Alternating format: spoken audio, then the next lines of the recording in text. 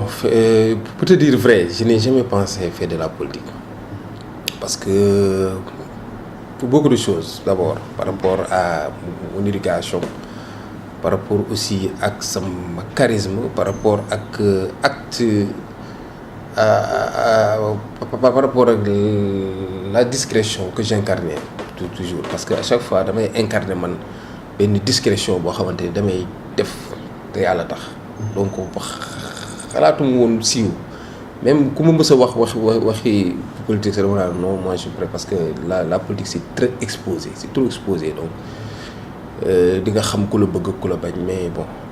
tu da ngay nekk ci benn moment boo xamante ni peut-être bon c'est un destin moo tax tey ñu dugg ci loolu mais je n'ai jamais pensé ça par rapport sama éducation par rapport aussi ak sama discrétion bi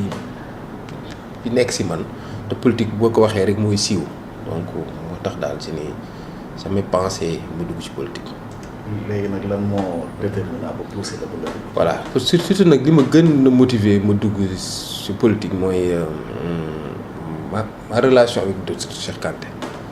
donc on s'est connus ici dans le cadre de nos activités donc ma nekk un jeune boo xamante ni maa ngi liggéey dans le domaine portuaire donc moom it mu gis ma presque je suis le seul jeune entrepreneur sénégalais bi osé fekk ay naar ay tubaab di leen concurrencer donc peut-être moom loolu moo ko neex ci man ba il m'a vraiment accompagné nag c'est pas parce que mu favoriser ma ko dara parce que aussi nous sommes les acteurs portuaires dañ fi am baat c'est nous qui faisons vivre le port les acteurs mais aussi bon pour moom it de développer expertise nationale comme ni ko président daa waxee il nous a facilité les contacts quoi donc à accès par rapport aux besoins dans le port si la ñu xamante ñu waxtaan donc après ma gis aussi son engagement politique ma gis ko ñu toog ñu waxtaan mu ne Thiès pourtant yàgg na faa ñëw di def pour politique mais ça n'a pas marché et le président a besoin de Thiès parce que Thiès da koo soxal trop mais jusqu'à présent ñoom amuñu ay repères yoo xamante ni vraiment am nañ fa am boo xamante ni dañ mën a taxawal après si dama dégg naa sax Thiès yow bon tu es de Thiès te it am nga foofu baat ma ne ko mais c'est bon c'est vrai d'ailleurs sax bon fekk instant boobu sax dafa tombé sama ASC di ma parrainer seen finance zonale ma ne ko bon c'est que maa ngi jàppale foofu jeunes yi di leen jàppale donc mu ne pourquoi pas nga jàppale ma foofu nga moo defar fa dara ma ne ko y a pas de problème j'ai essayé de voir comme maa ngi ci activité nawetaan di leen jàppale di def et social donc yow di nga tax man je vais motiver pour jàppale waa Thiès mais loolu lépp aussi bon dama koy def ngir intérêt waa Thiès donc maa ngi leen doon jàppale dans la discrétion donc tey bu ma amee ku mel ni yow ma gis aussi li ngay daj ci askan wi li ngay daj di jàppale président donc ñun aussi bu ñu xoolee ci yow en tant que yow une personne vraiment nga nekk référence du ñu mën lu dul suivre la accompagner leen parce que tey Sénégal ñu ñoo ko moom donc ku ci nekk am nga fi sa baat donc à mot droit yàlla may la teraanga nga toog rek da nga koy yemale sa njaboot te yàlla may la xam-xam aussi nga toog ni da nga la koy yemale sa njaboot yàlla may la moyen nga yi da nga koy yemale sa njaboot donc il faut diversifier parce que ñun ñëpp amuñu te ñoo dénk rek te li ñu dénk c'est pour tout le monde donc tey je pense que def politique tey loo xamante ni ci man damay ñëw rek la ma doon def ci suuf ma yaatal ko gën ko yaatal waxtaan ak nit ñi ma sensibiliser peut-être tey mën naa indi quelque chose de plus loo xamante ni yokkute lay doon koom-koom li lay doon si askanu Thiès parce que man du ma ko nëbb Thiès laa bëgg Thiès laa xam moom a ñor te bon gis naa ni foofu aussi affaire yi metti na donc jeunes yi liggéeyuñu femmes yi ñu ngi ci ay jafe-jafe parce que man mii j'ai eu l'expérience parce que tey li may jot ci ay demandes d'emploi par jour donc mënuma ko wàññi mais n'empêche que li ma ci mën maa ngi koy def maa ngi jël jeunes yi jàppale di leen jox ñuy liggéey ci li ma mën donc nag bu ma demee ba xam ne ma duggee ci politique bi loolu dina mën a yaatu suñu mayee président ndam dina xam ni kat Thiès taxawu nañ ko dina fa indi ay projet indi fa vraiment ay jumtukaay yoo xamante ni ndaw yi dinañ ci mën a liggéey femmes yi dinañ ci mën a jàpp donc je pense que loolu day nekk loo xamante ni war naa ci mën a indi sama loxo indi ci sama doole pour que ñu mën a doxal loolu ci Sénégal donc daal loolu lu moom motiver. loolu moom motiver motivation bi aussi si bokk na ci motivation bi aussi bokk na si Thiès fi mu toll mooy ñu ne Thiès benn nit moo ko moom donc loolu aussi ñu gis ni depuis plus de 10 ans dafa am frein. À chaque fois la même personne bu ñëwee moom la ñuy voter moom la ñuy gagner te amul benn avancement amul benn développement donc ma ni non dafa mel ni Thiès il refuse le développement te vraiment fal nit dafa war a ànd ak yooyu joxute donc fal nañ ko falaat ko affaire bi doxul donc ñu ne nag ñun il faut que ñu jël notre avenir en main. On est des jeunes yoo xamante ni sunu avenir bi ñoo ko war a téye te bi ñu gisee ne que nit kooku ma nga fa à chaque fois Thiès mu ne moom moo ko moom ñu ne non Thiès kenn moomu ko ñun ñëpp dañ fa am suñu wàll donc muy ki bokk ci opposition muy ki bokk ci nguur gi ñun ñëpp ñoo bokk Thiès donc lu ñuy def loo xamante ni dina tax Thiès mën a développer Thiès mën a jëm kanam donc il faut que ñun ñu dugal ci suñu loxo donc daal motivation yooyu la ñu am benn jaar ci le docteur Cheikh Kanté motivé ñu ñaar ànd suñu amour bi ñu am ci Thiès donc waruñu croiser la suñu bras bàyyi parce que war nañ fa mën a indi loo xamante ne ëllëg di mën a wax kat am na ku fi jaaroon ku tudd Ablaye Dieye mouvement Siggi jot na tey Thiès bu demee ba egg si fii ñoom la parce que loolu lépp dellu si askan bi. Troisièmement li ni Thiès benn nit moo ko moom donc Thiès benn nit moomu ko ku mënul dem bàyyi ñëwee ñu dem donc daal loolu moo ñu motivé bañ dugg si politique. est-ce que li nga ni Thiès benn nit moomu ko moo tax nga indi Siggi jot. surtout je pense que suñu slogan Siggi jooy jot na foofu li jëlee source bi donc Siggi jot na mooy tey waa Thiès dañoo war a siggi yëkkati seen bopp. xool ci kanam ci kaw c'est-à-dire xool suñu avenir parce que tey mënuñu kenn moo fi nekk rek lu mu ñu wax rek ñu sëgg croiser les suñu bras waaw moom lañ bëgg moom lañ sopp mais bëgg ak sopp day fekk nit ki mën la jox añ mën la jox reer mën la jox ay jumtukaay yoo xamante ni di nga ci mën a am des lendemains meilleurs. donc looloo tax ñun suñu mouvement ñu tuddee ko Siggi jot na parce que Thiès yeewu nañ soo réveillé parce que tey boo gisee Thiès ni situation bi demee nit ñi doxalee ak les élections de 2012 ni ñu muddee demee nga xamante ni nit ñi yeewu nañ parce que Thiès léegi ils se sont plus d'accord avec la politique alimentaire nit ñi ñëw di leen jox xaalis di leen jox ay 2000 di leen jox ay t-shirt pour di leen jox ay ceeb pour ñu voter la Thiès léegi bàyyi nañ loolu mais nag ñun dañoo ñëw ñu yokk si comme léegi yeewu ngeen mus ngeen mais nañu siggi bi kat mooy bu ñu yem si rek kii moom moo fi nekk nañu xaar peut-être mën na jël ku mënul dem dañuy xam ñu mënul dem donc moo tax ñun ñu jël sunu mouvement ñu tuddee ko Siggi c'est scruter l'écran du futur que le président de la République a dessiné mu leer nañ président de la République dafa teg ay plan stratégique yoo xamante ni tey buñ ci àndee ak moom fii ak quelques yëpp léegi dafa am ay délais yu président teg donc ñun moo tax ñu ne dañuy sëggi xool li président teg ñu ànd seeg moom jàppale ko pour loolu mën na réaliser wu Thiès. léegi bi nga kii ak léegi ku la noonu nga def une petite évaluation nga liggéey ba léegi lan mooy. voilà donc je pense que tey évaluation bi ñuy def mooy sant yàlla parce que depuis 6 mois et si je peux compter le mouvement bi def mais première évaluation bi ci jëkk wax mooy la population thiessoise a répondu à notre appel parce que tey mënoo tudd Thiès ñaari homme politique parce que man du ma sax homme politique moi je suis pas réellement un politicien je suis un homme de développement koo xamante ni damay xool askan bi seen jafe-jafe ba ñoo fa teg donc tey bu ma jógee Thiès ñëpp déglu nañ ma bëgg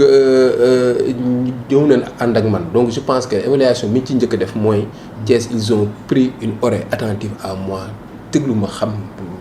man maay kan donc tey je pense que tey fu ñu taxawee wax ñaari nit ci Thiès dinañ si boole le mouvement Siggi jot na avec Abdoulaye Dièye donc tey fi ñu toll nii je pense que waa Thiès ñoo ko soxla woon man tey bi ma ñëwee ak idéologie bi ma am waa Thiès ñoom ñoo ko soxla woon moo tax bu ma ñëwee waxtaan ak ñoom dugg si kër yi nag parce que ma ñëwee depuis lors tooguñu rek di def ay folklore def ay tintamarre def ay bruit te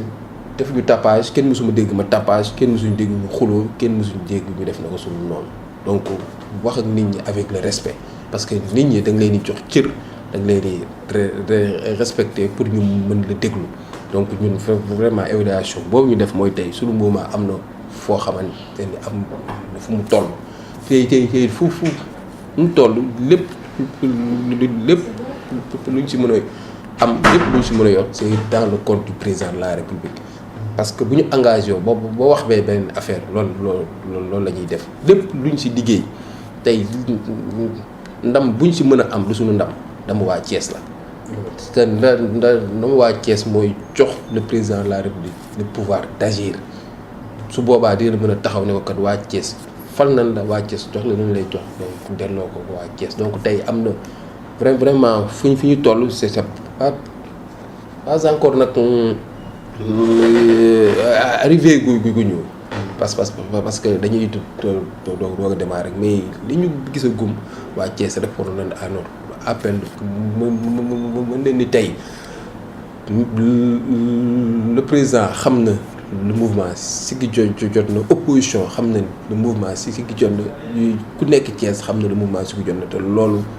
moo si la chose la plus importante. est-ce que am na ay jafe-jafe yu ngeen jànkuwanteel ci terrain. bon je pense que damay si sant yàlla buñ jógee ba léegi amuñu si benn jafe-jafe bi amul parce que tey Thiès amuñu fa xaar ma yàlla ak kenn amuñu fa sens interdit. di ñëpp suñuy xarit lañ ñëpp suñuy naaw leen parce que jox nañ leen cër donc kenn attaqué wuñu kenn parce que je pense que tey warul am jafe-jafe nit ku jóg nii dafa war a jàppale waa Thiès parce que ñëpp muy ñu ne si opposition muy ñu nekk si Benno Bokk Yaakaar muy ñu nekk si APR ñëpp benn cause la ñu am mooy politique de développement mooy loo xamante ni day doxal Thiès donc je pense que bu ñëpp yaatalee te xam ni champ politique bi dafa yaatu ku nekk mën nañ ñëw nga liggéey nga liggéey te du am benn problème donc je pense que vraiment maa ngi sant les autorités politiques yi nekk Thiès donc déggu ba fa ay xastante déggu ma fa ay saagante parce que man loolu bu si amoon dama siy génn ba fa seen nit parce que kenn yarewuma loolu coow mënul tax réew jëm kanam nit bu defee lu baax nañ ko apprécier da ko kat li nga def baax na bu defee naka suñu noonu nañ ko woo si ruq waxtaan ak moom ne ko bul defati bu defal parce que loolu mooy jëmale suñu réew kanam te loolu le président de la république di doxee kenn dégg ko mu xas kenn kenn dégg ko mu tappaas kenn moo tax daal ñun bañ jógee idéologie boo boobu la ñu am moo tax amuñu xaar ma yàlla kenn suñu mouvement daal si gi jot na mouvement jàmm la mouvement de développement la mouvement boo xamante ni kat boole la ba pare boole les fédéré les leaders yi nga xamante ni ñoo bokk fi ñu jëm fédéré aussi les mouvements de soutien loolu dañ yàgg dox donc les leaders de l'APR yëpp amuñu ma sax benn xarma yàlla les leaders de Benno Bokk Yaakaar ba si les leaders des mouvements de soutien donc mësuñu see am daal benn jafe-jafe. ñu gis ab moment aussi da ngay jékki-jékki woon kenn déggatuloo ci terrain bi. waaw bon parce que des fois il le faut da ngay toog def recul pour def évaluation parce que terrain bi aussi tous les jours nga nekk si terrain bi doo xam ñan ñoo ànd ak yow ak ñan ñoo àndul ak yow moo tax des fois foog nga def recul pour def évaluation boo defee évaluation nag toog ñi ànd ak yow à chaque fois dinañ la woo bëgg di la laaj lan moo xew leneen ak leneen mais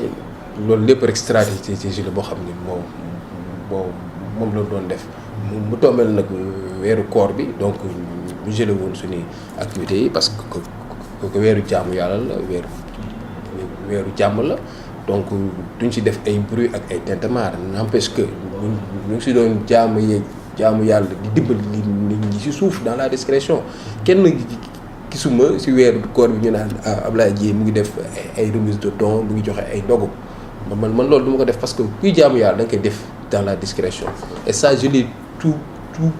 toujours fait depuis des années te li ma joxe ren ci suukaru koor si dimbali ay nit je ne l'ai jamais fait te kenn gisul ñu bind ko ci journaux kenn bisul ci parce que nit da ngay weeru koor du weeru gistal du weeru wone moo tax def loolu mais daal ñu ngi woon ci liggéey bi di dugg ci kër yi di def ay porte à porte def ay thé débat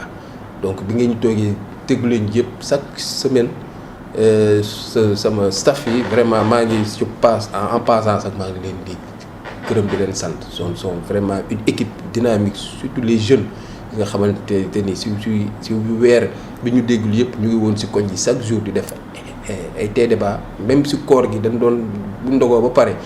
ciblé benn quartier dem def ay thé débat waxtaan ak nit ñi sensibiliser ci suñu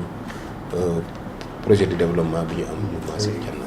question bi ñuy mujjee campagne bi mi ngi waaj lan moo ciy doon sa taxawaay. waaw je pense que ñun suñu taxawaay ci campagne bi mooy taxawaay implication directe pour may président de la République ndam parce que la victoire est imminente il faut que ñun taxawu ko jàppale ko ci loolu donc dinañ teg suñu comité électoral boo xam mouvement Siggi Jotna moom lay teg. mel ni ku ñu investir. waaw parce que tey ñun ndax xalaatuñu ay investiture parce que tey vraiment comme la ma waxoon au début rek ñëwuma pour wut poste ñëwuma pour nekk député ñëwuma pour nekk leneen ak leneen mais ndamu président la moo ñu ñor pour mu delloo si waat si askanu Thiès donc ki ñu investir di suñu frère Siré Dia donc je pense que ba ñu ko investir je suis le premier à sortir dans les médias ni maay féliciter le président de la République si acte responsable bi mu jël ba def Siré Dia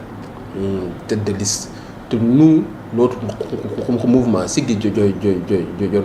nous allons soutenir Siré Dia on va battre campagne avec lui donc nag moom bu ñu woowee dina ànd ak moom battre de campagne buñ ñu woow aussi bu ñu woowoon aussi dinañ taxaw battre campagne avec lui donc fépp fu ñu mën a dox taxaw ci goxu Thiès nous sommes de l'est donc est bi dañ ko renforcer mais dinañ dem ci gox yëpp dinañ dem est dinañ dem nord waxtaan ak nit ñi sensibiliser leen par des porte à porte nag pas de bruit ni de tintamarre chaque jour campagne bi yëpp 21 jours def campagne yëpp dinañ jóg dugg ci gox yi waxtaan ak ñoom def ay proximité jàppale leen waa Benno Bokk Yaakaar aussi bu ñu amee seen i activités yu ñu convier dinañ dem ànd ak ñoom parce que ñoo bokk li ñu soxla ñoo bokk li ñu gis mooy jàppale le président de la République pour que au soir des législatives du 30 juillet le président de la République am ndam ci commune bi ak ci département bi parce que élection yi ay raw gàddu la donc tey ni ñëpp taxaw boole suñuy doole donc campagne bi daal nañ ci am taxawaay bu fës duñ na xaar kenn ci ay moyens ñun bu ñu xësee dugg ci mbir ñooy demal avec nos propres moyens parce que ndimbal na sa fekk ci loxol borom booy jàppale nit day fekk nga mën a mënal sa bopp parce que jàppale président de la République mooy jàppale Sénégal donc boo jàppalee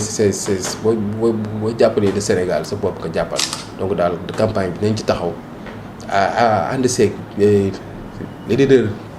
de l'APR ànd seeg les leaders de Benno Bokk Yaakaar pour renforcer leen dooleel leen pour mën a am ndam. merci bien.